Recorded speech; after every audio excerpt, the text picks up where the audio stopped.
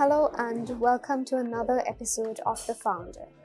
Today we have the privilege of sitting down with a remarkable visionary who has not only transformed the digital transformation landscape, but have also built one of the most respected global consultancy firms, Inivos Global. Joining us today is Mr. Subashana Suwandarathna, the co-founder of Inivos Global. With his wealth of experience in project management and business strategy, he has led Inivos to a global partnership and has also led towards its operational excellence. So, without any further ado, join me in welcoming Mr. Suwandarathna. Hello, Mr. Suwandarathna. How are you feeling today? I'm good, Nisindi. How are you? Thanks. Thank you. It's my privilege to have you here with us. So, if I were to ask you, can you walk us through the inception of Inivos? What was the shared vision to co-found this company? All right. So we started Inivos back in 5 years back as main like there was a for every company to start there should be a incident problem or something like that. So we saw an opportunity where IFS, all of us, the co-founders, worked at IFS at that time, and we saw an opportunity to start a partnership to implement IFS ERP, and we started with that at that time, and 2 years later we expanded into other areas as well. There was another opportunity to provide software services, augmentation services, and then software development services. So then we expanded Inivos. So we started as Inivos Consulting and then expanded into Inivos Technology, where we provided resource augmentation technology services to other regions. What were some of the unique challenges you faced during these initial years, and especially during the pandemic situation and also during economic crisis? Thanks for asking that question. I think we started the company in most and went through a lot of challenges, as you said. I think the most challenging period for any business. At the inception, we started with very small, with 5 people. They also, as you know, as a consulting companies face a lot of challenges because there are big consulting companies. We need to provide solutions. The customers are large, and then they don't want to work with small companies. So we overcome all of those challenges and then expanded Inivos Consulting to this level, and then as I said, the Inivos Technology as well. And then when we were stabilizing, then the pandemic came, and then all the offices closed down, then the work from home came. So it was really challenging for us because we do consulting. We work with customers where we go talk, discuss with them, and then provide them business solutions. So to do that during a pandemic, it was a really challenging thing, and no one heard about these Teams, Zoom calls or anything, and then working from home. So we at that time we invented, and we were resilient, and then we adapted to that period very well, and we implemented the entire ERP project remotely and went live, and still they are using IFS.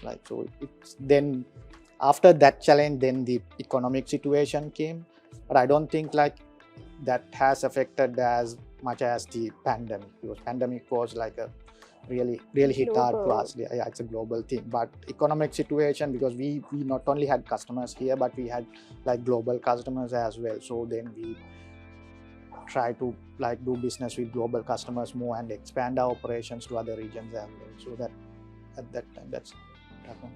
How would you describe the dynamic between you and the other co-founders of the company? So I think for any startup or even a larger organization, the dynamic, proper sync, and how people work together is very important, where all the leaders or the founders, everyone should have a proper understanding. So we also to have the same. So we might not have the same ideas, same traits, but we try to discuss, agree on certain things, disagree on certain things, and again discuss, and then come up with a solution. So that's what we do all the time, because then different people have different opinions. So we discuss all of those opinions and try to come up with solution. But at the end of the day, understanding between the founders, and then listening to each other and working as a team is very important to us. Inivos is widely recognized for its excellence in IFS project management, delivery, and also global resource augmentation partner. What leadership principles and operational frameworks have you put in order to make sure the company is within its high standards globally? Yeah, thanks for asking that question. Right? So I think so like there are two answers to that question. So I think like, so as you said, like IFS, the customers and then the vendors, they have different expectations, and we have to keep up with that expectations globally. Like even geography wise, they have different expectations. Like if you take Sri Lanka, the customers as well as the standard expectations are different. Like, and if you go to Scandinavia or if you go to North America, the expectations are different. And then we have to train our people, then we have to train our leadership team as well as everyone on different standards. So we always try to improve, we always try to educate and keep the team into standard. Similarly, if you take like our resource augmentations, our Inivos technology, so we have customers in different regions like Australia, the Netherlands. So all of these customers have different expectations, and we have to cater to different expectations. If you take Australia, we have a customer called Brave Energy. So it's an energy sector, high demand, and then our people has to work with end customers as well, billing, analyzing billing. So then we have to train and help them with that. And then we have another customer, ICT Automotive, like we recently signed up with them, and then their expectations are totally different. Then we like, they are working with, their customers are automotive companies like Volkswagen and others. So then it should be secure, then we have to provide them secure environment, then we entirely like change our security systems, how we bring people to office, and then that's why we have to be very flexible, and then we have to ready to be changed with the customer demands, and then change our policies and operational procedures as well. So we are always try to do that, and always try to improve our processes as well with all of these demands. Despite Inivos' global expansion, how important is it for you to maintain the company's strong connection with its Sri Lankan roots? Yeah, so I think like Sri Lanka is always important. Like why our customers work with is, one reason is Sri Lanka. One reason is the quality of resources in Sri Lanka, as well as how they can scale up their teams within Sri Lanka. So as I said earlier, like our customers like ICT Automotive, why they come to Sri Lanka and then why they work with Inivos is like, main reason is quality of resources, and then how Inivos can help them to scale and then meet their demands. Similarly, like if you take IFS, our customers, like we have a customer in US like who help with the US elections, where they manage entire election cycle. So why they come to Sri Lanka and then why they work with Inivos is the things we offer the Sri Lankans, what we can offer, like its integrity, and then their data protections, and then the policies, and even everything we offer. So Sri Lanka is very important, and then we try to expand our resource base in Sri Lanka, even not only resource base but the customers as well. We have like more than 15 to 20 customers within Sri Lanka, so we try to improve that as well. One of the ongoing challenges in Sri Lanka is the migration of skilled tech talents. How would you believe companies like Inivos should play a reversing role in order to mitigate this problem? Yeah, so for people going out is like, it was always happening. Like if you take even like 20 years back, like a lot of people migrate to different countries. Like there are different reasons. It could be like economic reasons, social reasons as well.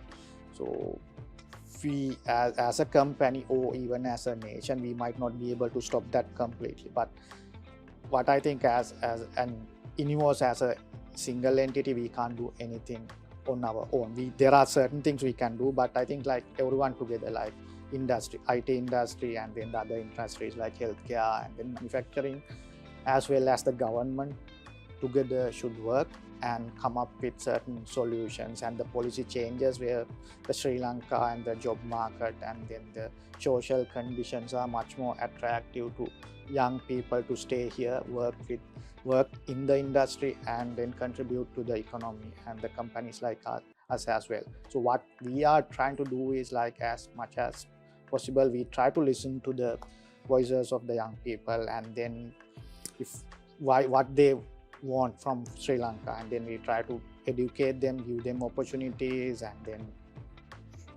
to like try to keep them within Sri Lanka. But so that's happening, but like it's an industry-wide thing. I think there are industry bodies in Sri Lanka even for IT, so all of us should work together and come up with a solution for that one.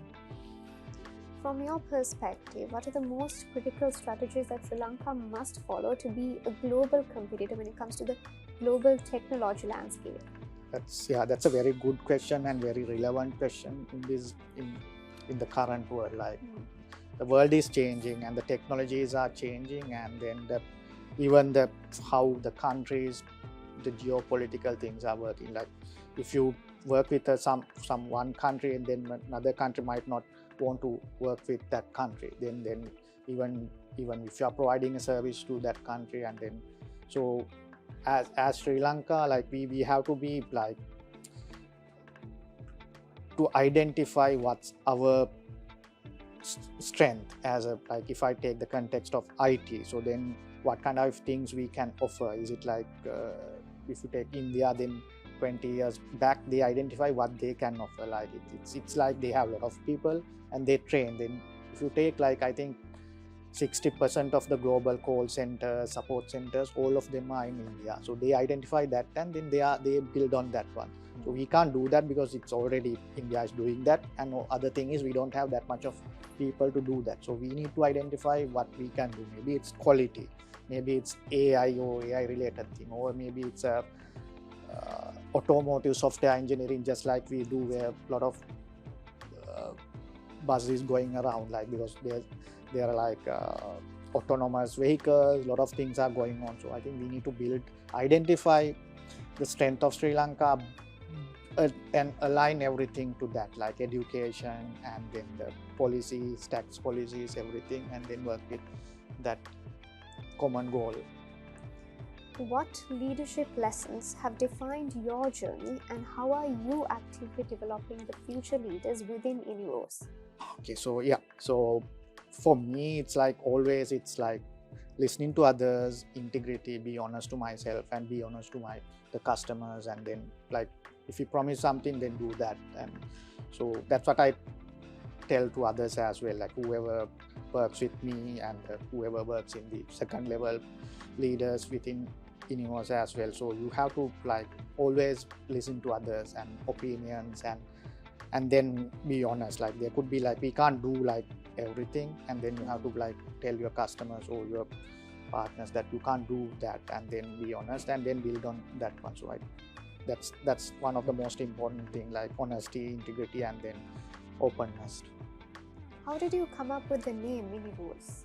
So Inivos is totally random name. So at that time, like we wanted to, like 5 years, or maybe we registered the name like probably 6 years back. Like we wanted to come up with a name, and then we were thinking different names, and then we didn't have ChatGPT at that time. If you have, we put it and come up with a name, but we just thinking. And then innovation is something that everyone asks, is it based on innovation? But it's not like that. It's just random name. We discussed with other co-founder and come up with this name. We know that there are a lot of startups. So how to stand out as a global company? Okay, so like any startup. So for us, so to stand out as a global company is like, so what we do is like we try to be unique and provide a unique solutions, where like what we do is like consulting, and then the other one is resource augmentation and product. So we try to improve ourselves, as I said earlier, like so listening to customer demands and then cater to that segment. Like it's because it's ever changing. Even like if you take IFS, like what they expect from us, and then the expectancy expectations are changing, so we need to like be relevant to them. So that's what we are trying to do. So I think for every company it's the same, like see, they have to be relevant in the ever changing world, and they have to do something different, like maybe it's something product wise different, or maybe they are you could be offering a most unique product, or you could be the most secure company in Sri Lanka where you can provide solution. Like there are like different standards, different policies are coming up, so you have to follow all of those things and be. How does Inivos stand out in the global technology landscape? Thanks for asking that question. Actually, like I think I believe we are doing few things correctly. Maybe I'm wrong, but I'll tell you like how we try to be relevant in this technology landscape. So what few things we do are like we try to invest in our resource, like the employees, like different ways, and then to bring them up with the global trends, like, and then how we build our employee base. Maybe like we work with universities, especially like institutes like IIT, where we offer scholarships. Like there's a scholarship program called Inivos Global, and they start like A-level students, they start with us and then go through a 5-year journey, and then we try to build them up with the global technology trends, and then we train them on different projects, and then after 5 years they become like consultants or like technology leaders who can work with global companies and our customers.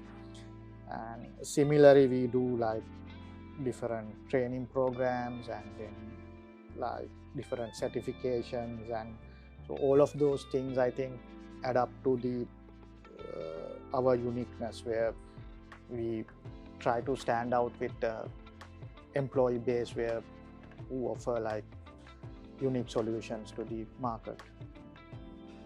Looking ahead, what is your long-term vision for Inivos, and how do you plan to ensure sustainable growth while maintaining agile in rapidly evolving global market?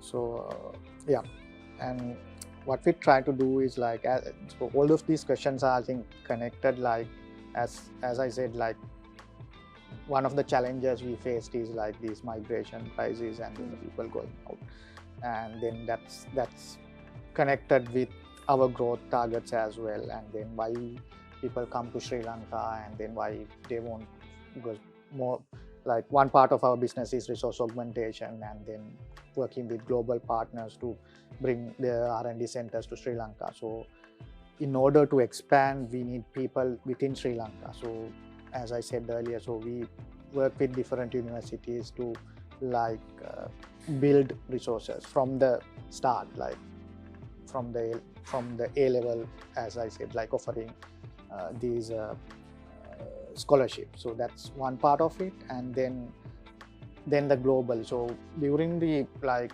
economic crisis, that we realize something, that like you can't be depend on one country, even for your as your customers or even as your resource base or anything like that. So that's why we are globally expanding in different locations like US, or whether it's Scandinavia, Australia, Singapore, or even Bangladesh. So we have like customers as well as certain resource centers in different countries, which is helping us to expand our operations. So those kind of things, and then the technology and the data protections, and because like we work with different regions like Australia or Europe or North America. So those different regions have different requirements from their vendors like us. So then we need to comply with all of those things. So then we try to certify our people, and we try to certify our infrastructure and everything, and we are changing. So again, to be relevant in the entire ever-changing landscape. Finally, if you could offer one timeless piece of advice to the next generation of tech leaders and innovators, what would it be and why? Yeah, I think like you have to be like honest to your customers and the stakeholders, and offer them a unique solution. So you have to like, because why people want new products or change the existing product, because if you are a startup, you have to either it should be unique or it should be something that different from existing in the existing landscape, like something valuable. So then you have to offer something unique, and then you have to be like honest what you are offering, and then work with the customer. So my advice is to like be honest, like work hard and bring something new and work hard towards doing it. Mr. Suwandarathna, thank you for sharing your extraordinary journey with us. We wish you and your team continued success and excellence. Thank you, and it's a pleasure to be here, and thanks for having me. Thank you.